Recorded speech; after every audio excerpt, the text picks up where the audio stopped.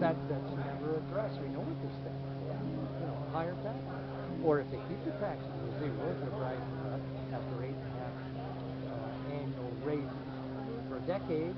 They've held it at zero, but how have they done that? Not by cutting the budget, but by taking money out of the reserves. This year, they took out $800,000. They didn't cut a thing. There was a task force they appointed that said, we have too many employees, their benefits are too golden, their salaries are too high, way above what people normally make in the private sector. We must make cuts.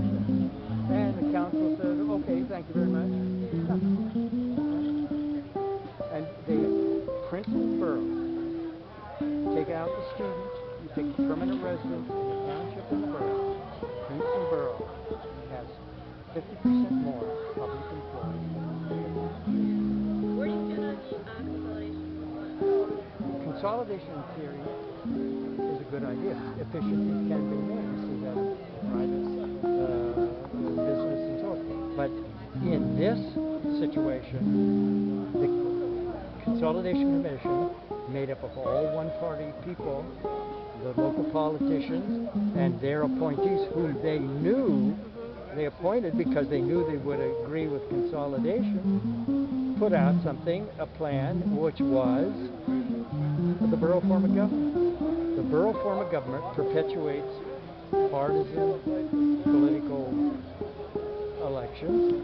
It doesn't allow for initiative and referendum by the voter. It basically disenfranchises the voter. But what you have then is in this situation, the Democratic organization anoints, appoints, and endorses the Democratic candidates. If you don't have that endorsement as a Democrat, they drop out because they can't win, because the people will vote what the organization says. It means that 100 or 200 people are electing for the rest of the voters in the district who will be their elected leaders.